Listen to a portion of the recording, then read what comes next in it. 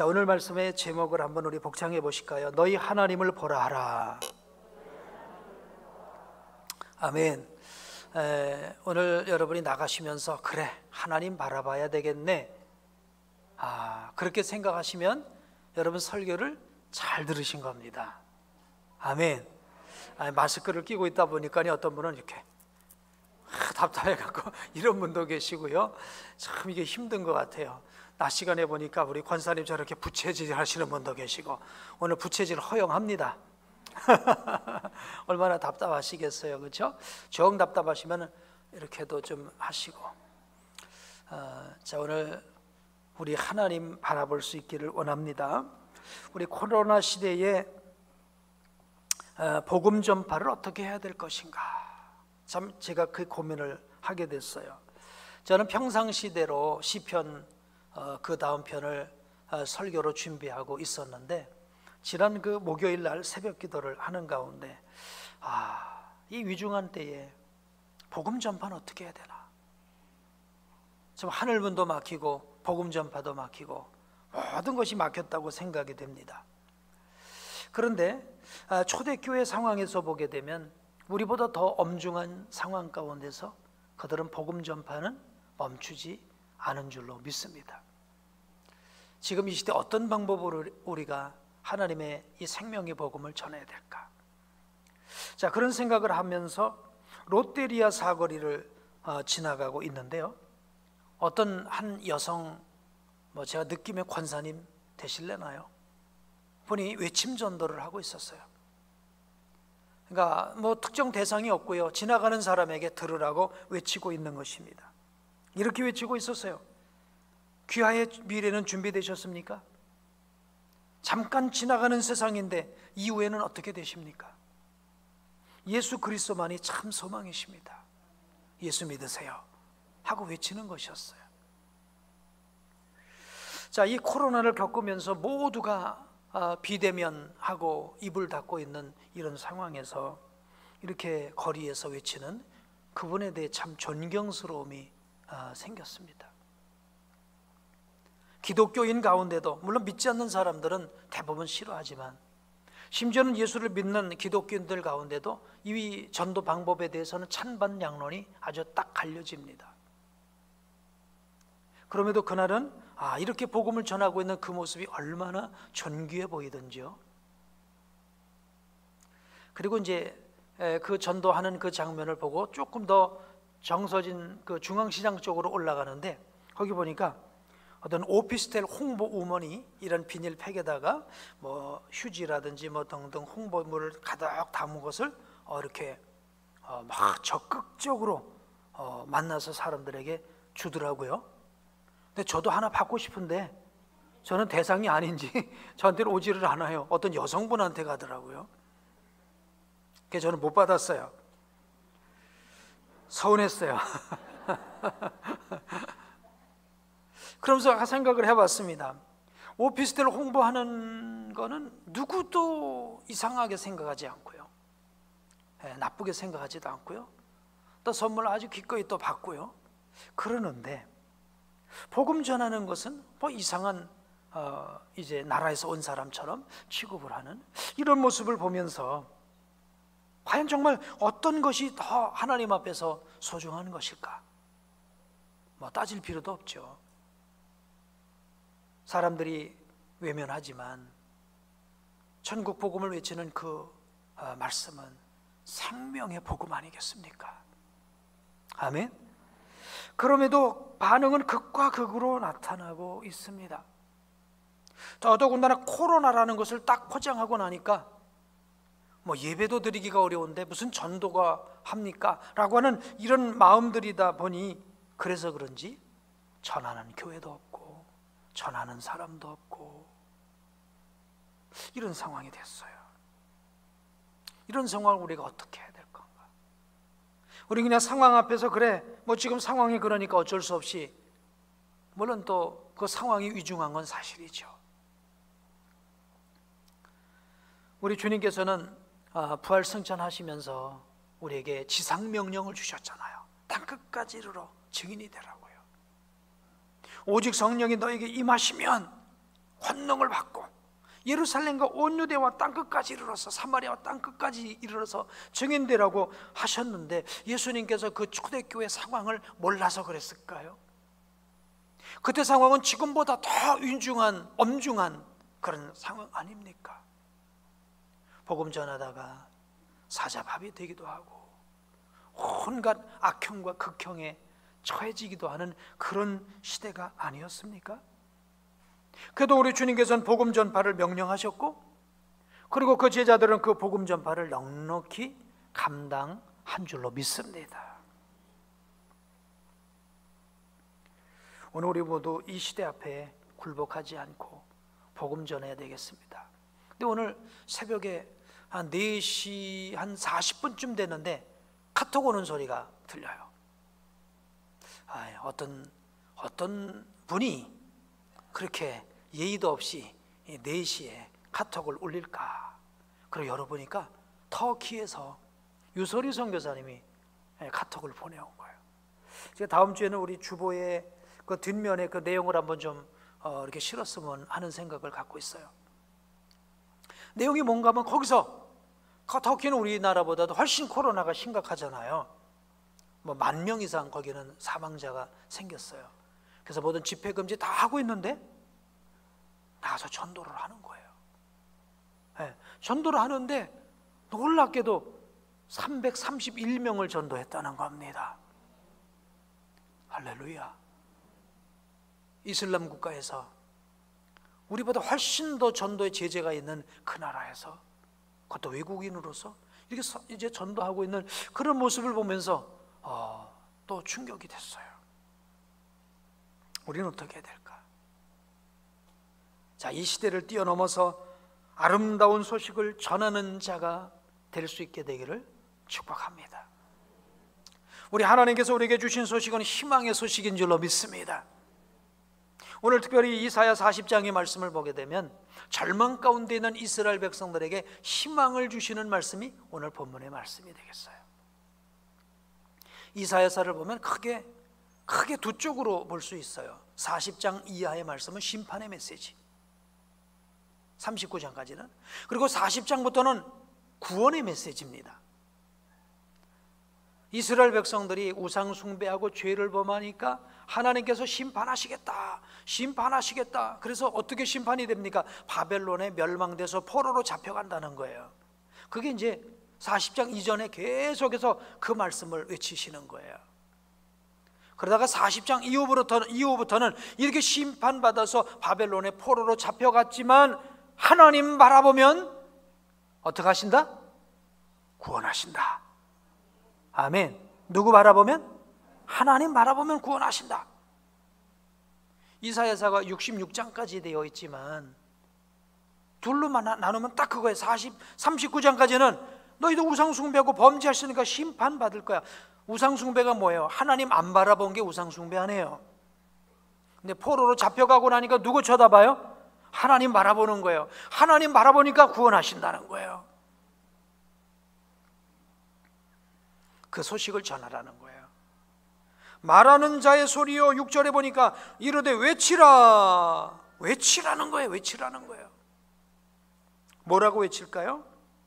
이르되 모든 육체는 풀이요, 그 모든 아름다움은 들의 꽃과 같으니 풀은 마르고 꽃은 시듬은 여호와의 기운이 그 위에 붐이라. 이 백성은 실로 풀이로다. 풀은 마르고 꽃은 시드나 우리 하나님의 말씀은 영원히 서리라 하라. 너희 풀 같은 인생들, 꽃 같은 인생들, 너희들이 왜 이렇게 포로로 잡혀갔냐? 하나님 안 바라봐서 범죄에서 우상숭배해서 잡혀갔다는 거예요. 그런데 외치라는 거예요. 다시 하나님을 바라보면 회복시켜 주실 것이라는 것입니다. 여기서 모든 육체는 풀이요, 그 모든 아름다움은 들의 꽃과 같으니 라고 하는 이 육체와 육체 풀과 이 꽃을 무엇으로 보는가 하면 오늘 첫째 우리 개개인의 인생을 두고도 볼 수 있고요, 또 하나의 비유로는 바벨론으로도 해석을 합니다. 바벨론. 여러분 생각해 볼 때 바벨론이라는 그 나라는 얼마나 강한 나라입니까? 얼마나 큰 나라입니까? 그 나라는 절대 무너질 것 같지 않은 아주 강성대국이었습니다. 그런데 역사적으로 보면 정말 풀처럼 한순간에 시들어버려요. 풀의 꽃처럼 그 영화가 한순간에 사그러들어요. 누가 불어버리시니까? 하나님이 후 하고 바람을 불어버리시니까. 그러니까 바벨론 쳐다보지 말라는 거예요. 바벨론이 이스라엘을 점령하고 이제 포로로 잡아가니까 그 바벨론을 바라보면 거기서 구원이 있을 것 같으니 아니라는 거예요. 누구를 바라보라는 거예요? 너희 하나님을 바라보라는 거예요.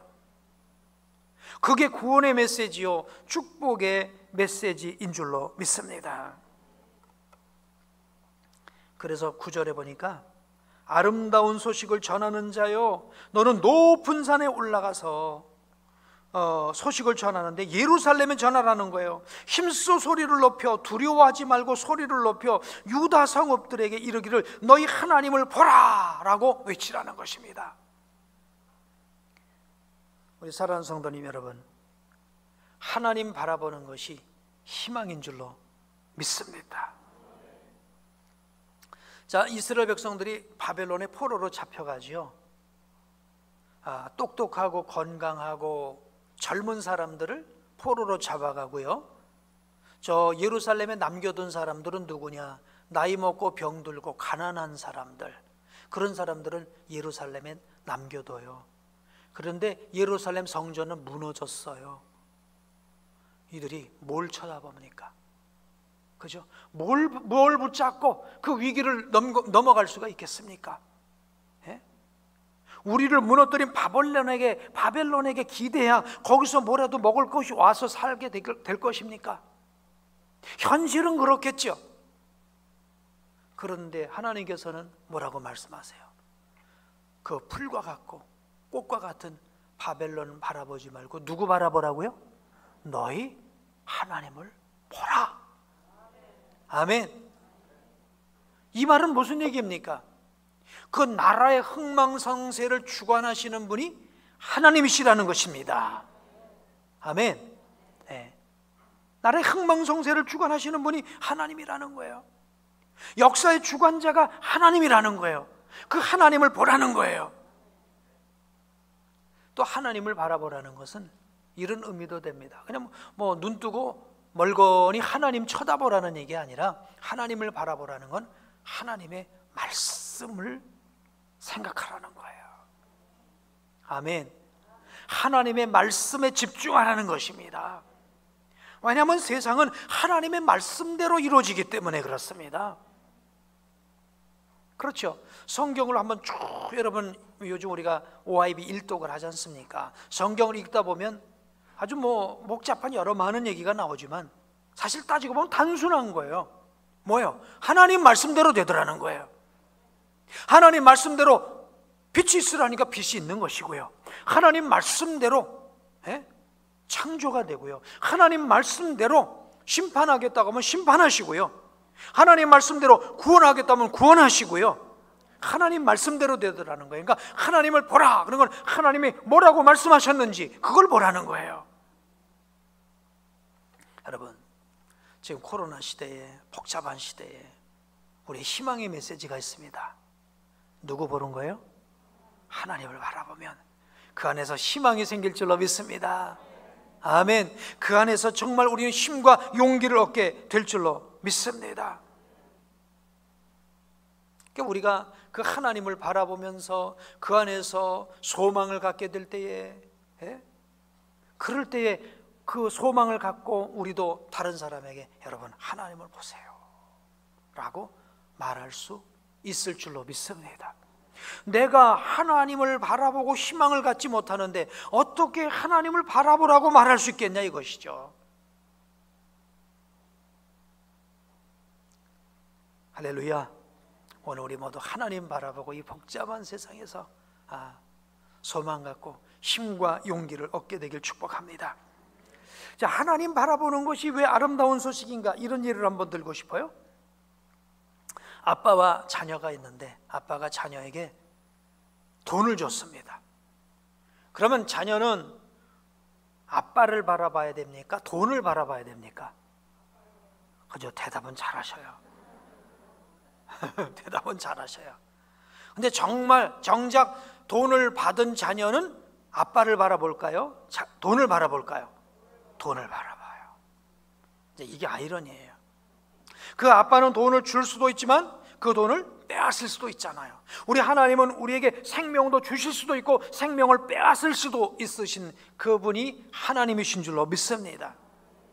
하나님은 잘못하면 심판도 하시는 하나님이시지만 우리가 하나님을 다시 찾으면 구원도 하시는 하나님이 바로 우리의 하나님이신 줄로 믿습니다. 만물이 그에게서부터 나오는 줄로 믿습니다. 만물이 그에게서 나오고 만물이 그로 말미암고 만물이 그에게로 돌아가는 줄로 믿습니다. 세상 모든 역사의 주관자가 하나님이신 줄로 믿습니다. 바벨론이 이스라엘을 무너뜨리고 나니까 야, 바벨론의 힘에 의해서 이렇게 되는구나 생각하는 사람은 바벨론을 쳐다봤을 거예요. 근데 하나님은 아니시라는 거예요. 바벨론이 아니야. 나를 봐야 돼. 하나님을 봐야 돼. 하나님 말씀대로 된 것뿐이야. 아멘. 하나님 말씀대로 바벨론에 의해서 망한 것뿐이에요. 그리고 하나님 말씀대로 바벨론도 망할 것이고요.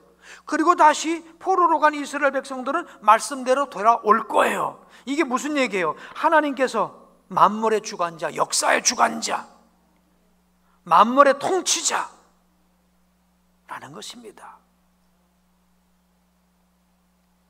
여러분, 그래서 지금 이 시대에 우리는 하나님 바라봐야 될 줄로 믿습니다. 요즘 시대는 코로나가 왕이에요. 그렇죠? 네, 코로나가 바벨론이에요. 다 바벨론 앞에서 다 기가 죽어 있어요. 물론 우리가 개인 위생을 주의하고 하는 거 당연히 해야 되죠. 그러나 코로나마저도 주관자는 누구시죠? 하나님이신 줄로 믿습니다. 우리는 세상 만사를 우연히 결정한다고 생각하지 않습니다. 믿지 않는 사람들의 관점은 세상은 우연히 자연스럽게 진화된다고 생각하죠. 그럼 우리 하나님의 말씀을 믿는 우리는 아닙니다. 세상에 일어나는 그 어떤 것도 다 하나님의 주권과 섭리 안에서 이루어지는 줄로 믿습니다. 예수님은 그래서 이렇게 말씀하셨어요. 참새 2마리가 한 아사리온에 팔리는 것이 아니냐. 그러나 그 가운데서 한 마리라도 하나님께서 허락지 아니하시면 떨어지지 않는다고 하셨어요. 하나님이 참새 2마리 갖고 씨름하신다는 얘기가 아니죠. 우리가 생각하는 지극히 작은 것까지라도 하나님의 섭리 안에서 이루어진다는 것입니다. 그 하나님을 보라는 것입니다.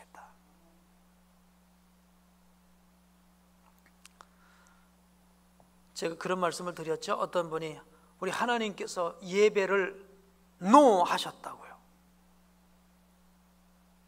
그래서 코로나가 생기고 코로나가 생겨서 세계에 예배를 드리는 예배 회집을 못하게 했잖아요.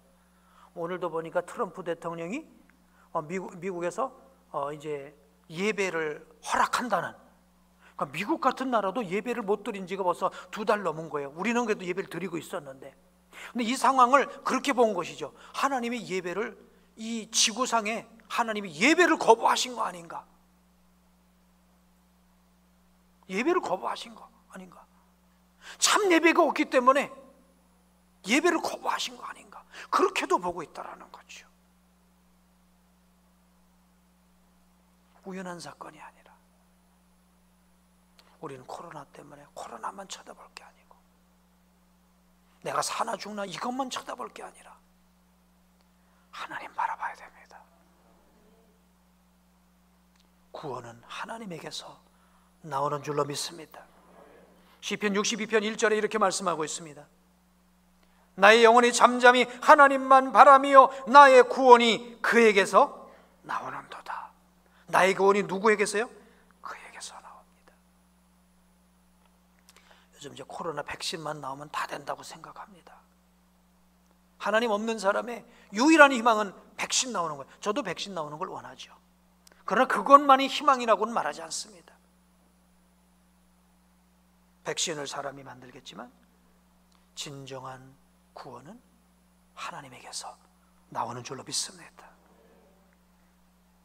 우리 사랑하는 성도들이여, 이 코로나 때에 하나님 바라보게 되길 축복합니다. 2년 전에 작고하신 유진 피터슨 목사님이 계신데요, 그분은 이 시대에 존경받는 목회자이셨고 영성학자이셨어요. 84세인가에 돌아가셨다고 그러는데요, 어떤 분들이 목사님들이 가서, 한국 목사님이 미국까지 찾아가서 이 유진 피터슨 목사님을 만나서 영성이 무엇입니까? 라고 물었대요. 영성.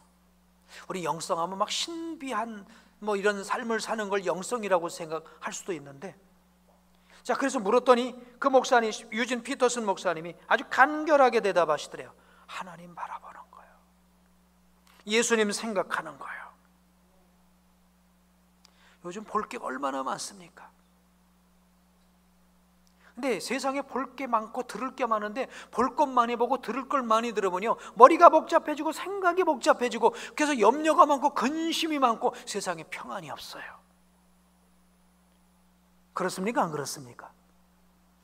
그런데 예수님 바라보면, 하나님 바라보면 모든 근심 걱정이 사라지는 줄로 믿습니다. 하나님의 말씀을 바라보면, 하나님 말씀대로 된다고 믿으면, 할렐루야, 모든 게 사라지는 거예요. 예수님을 생각하라는 거예요. 예수님은 나에게 어떤 분이신지, 예수님이 나를 위해 무슨 일을 하셨습니까? 그리고 예수님께서 우리에게 주신 약속이 무엇입니까? 그것만 생각하라는 거예요. 그렇게 될 때에 우리의 삶이 단순해진다는 거예요. 걱정하는 사람은요, 오만 가지 걱정에 걱정, 꼬리에 꼬리, 꼬리를 물어서 걱정에 걱정을 하다 보니까요, 막 염려 증후군에 빠지는 거예요. 세상은요, 하나님 말씀대로 되는 줄로 믿습니다. 걱정할 게 없어요. 그러니까 우리는 하나님 말씀 붙잡으면 될 줄로 믿어요. 그래서 하나님 바라보고 예수님 생각하면요, 삶이 단순해지고, 삶이 단순해지니까 평안이 오는 줄로 믿습니다. 우리 인생 단순해요. 뭐예요? 먹다 죽는 거예요. 그렇죠? 누가 그러더라고, 인생 뭐예요? 먹다 죽는 거지 뭐. 단순해요. 물론 세상 육신의 음식만 먹는 게 아니라 하나님의 말씀을 먹어야 되겠죠. 단순해요. 별거 아니에요. 나서 살다 죽는 거예요. 우리 인생이에요. 그리고 주님 품에 안기는 거예요. 뭐 이렇게 불안하고 복잡하고, 왜 그렇습니까? 생각이 많아서 그래요. 왜? 세상 생각이 많으니까.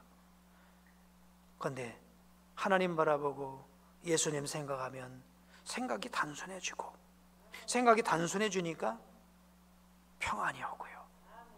아멘. 그래서 우리는 하나님 바라봐야 될 줄로 믿습니다. 너희 하나님을 보라 하는 메시지는요, 영원한 메시지인 거예요. 그분에게 구원이 나온다 그랬죠. 10절 말씀 한번 보실까요? 보라, 주께서 장차 강한 자로 임하실 것이요, 신이 그의 팔로 다스릴 것이라. 보라, 상급이 그에게 있고 보응이 그 앞에 있느니라. 여호와를 바라보는 자, 하나님께서 강한 자로 임하신다. 바로 심판자로 임하시는 거예요. 바벨론을 무너뜨리시는 것입니다. 그리고 그 포로 잡혀 있는 그들을 건져내시는 것입니다. 보라, 상급이 그에게 있고 보응이 그에게 있어요.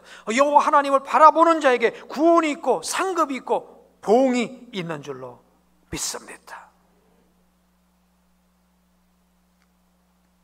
우리 21세기 이 과학의 시대, 참 볼 것 생각할 것 많은 시대, 안 봐도 될 뉴스가 왜 이렇게 많은지요? 생각하지도 않아야 될 정보가 왜 이렇게 많은지요? 그것이 다 우리를, 머리를 다 산란하게 만듭니다. 여호와 하나님을 바라보게 되길 바랍니다. 너희 하나님을 보라. 아멘. 이렇게 외치라는 거예요. 지금 바벨론에 포로 잡혀간 그이들 얼마나 머리가 복잡하겠어요. 뭐 때문에 그럴까? 왜 그럴까? 왜 그럴까? 우리 하나님은 참이실까? 뭐 때문일까? 너희 하나님을 보라. 너희 하나님을 봐. 그 말씀을 봐봐. 거기에 답이 다 있다라는 거예요. 오늘 이 복잡하고 어려운 시대에 우리가 이것을 우리 이웃에게 외치게 되길 바랍니다. 우리 성도 가운데 믿음이 연약한 성도들에게 이 말을 해주세요. 자매님, 하나님 바라보세요. 성도님, 하나님 바라보세요. 네, 거기에 구원이 있는 줄로 믿습니다. 자, 11절 보니까 이렇게 말씀하십니다. 그는 목자같이 양떼를 먹이시며 어린 양을 그 팔로 모아 품에 안으시며 젖먹이는 암컷들을 온순히 인도하시리로다. 하나님 모든 문제에서 우리를 구원하실 분이 우리 하나님이신 줄로 믿습니다. 하나님께서 우리를 구원하시겠다는 소식은 가장 아름다운 소식인 줄로 믿습니다. 우리 그러잖아, 이번에 코로나가 돼서 야, 미국은 세계 제1의 선진국이니까 잘 될 거라고 생각했는데요, 아니에요. 선진국이 해결하지 못하더라고요. 돈이요? 우리나라 부자는요, 우리나라 부자는 부자도 아니에요. 그렇죠? 미국 부자들 얼마나 부자입니까? 근데 그 부자도 코로나 앞에서 죽어요. 해결을 못 받아요. 구원은 1등 국가에 있는 게 아니라 1등 이제 병원에 있는 게 아니고요, 하나님께 있는 줄로 믿습니다. 지금 우리는 코로나의 포로가 되었어요. 바벨론의 포로가 된 것처럼 말이죠. 근데 코로나만 바라보면 구원이 없어요. 바벨론의 포로된 사람이 바벨론만 바라보면 구원이 없어요. 우리 하나님을 바라봐야 거기에 구원이 있는 줄로 믿습니다. 이 시간 역사의 운행자시며 이제 구원자이신 하나님 바라보라고 거리에서라도 아니면 연약한 성도에게라도 외칠 수 있게 되기를 축복합니다. 참, 우리가 그래서 입을 벌려서 좀 이렇게 말했으면 좋겠어요. 자매님, 너무 떨지 마세요. 하나님 바라보세요. 만물의 통치자, 역사의 주관자, 생명의 주관자 하나님 바라보세요. 그잖아요. 지금 여기 태어나고 싶어 태어난 사람, 살고 싶어 사는 사람, 죽고 싶어 죽는 사람 아무도 없어요. 우리가 결정할 수 있는 것은 정말 허드렛님만 결정할 수 있어요. 정말 인생의 중요한 것은 내가 아무것도 결정하지 못해요. 다 하나님이 결정하시는 줄로 믿습니다. 모든 주권이 하나님께 있습니다. 하나님 바라보세요. 하나님 바라보세요 라고 외칠 수 있게 되길 축복합니다. 그럴 때 전도도 되어질 줄로 믿습니다. 사실 이 코로나 때가 사실 전도의 위기이기도 하지만 어찌 보면 전도의 기회일 수도 있는 줄로 믿습니다. 하나님 바라보라고요. 그리고 우리의 삶으로 전해야 될 줄로 믿습니다. 아니, 예수 믿는 사람이 더 떨고 있네요. 더 두려움에 사로잡혀 있어요. 그러니까 물론 코로나를 조심하는 것과 두려워하는 것과는 틀려요. 조심하는 것과 두려워하는 것과는 틀려요. 요한 웨슬레 목사님이 선교사로 미국으로 가다가 회개를 했지 않습니까? 풍랑을 만난 겁니다. 그런데 목사이면서 선교사로 가서 누군가를 전도하겠다고 하는 자기는 지금 풍랑이 일어나서 죽을까 봐 지금 바들바들 떨고 있는 겁니다. 그런데 저 한쪽에 한 모라비안 교도들은요, 무릎 꿇고 찬송하며 기도하는데 그 얼굴에 하나도 두려운 빛이 없는 거예요. 내가 목사면 뭐하냐, 선교사면 뭐하냐, 나는 죽는 것 때문에 두려워하고 있는데 저들에게는 어디서 평안이 있지? 저들은 어디서 이런 평안이 있는 거야? 누굴 바라봤기 때문에? 하나님 바라봤기 때문에. 풍랑을 일으킨 분도 누구셔요? 잔잔케 하실 분도 누구십니까? 나의 생명을 주신 분도 누구세요? 데려가실 분도 누구십니까? 그 하나님 아니십니까? 그 안에서 누리는 평안, 그것 때문에 웨슬레 목사님께 회개하란 말 하지 않았어도 그가 회개한 줄로 믿습니다. 오늘 우리는요, 믿지 않는 사람에게 평안을 보여줄 수 있어야 될 것입니다. 코로나 앞에서 평안, 행복한 모습, 여유 있고 섬기려는 자세, 긍정적이고 희망을 얘기하는 언어, 남을 비난하지 않고 높여주는 자세, 험담하지 않고 축복해주는 모습, 인사하고 잘 웃는 모습.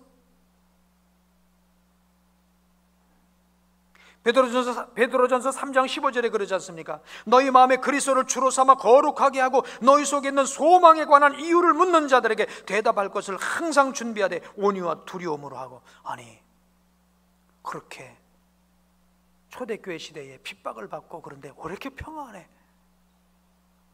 왜 불에 태워서 죽음을 당하면서도 어쩌면 이렇게 찬양할 수 있어? 평안하게 찬양할 수 있어?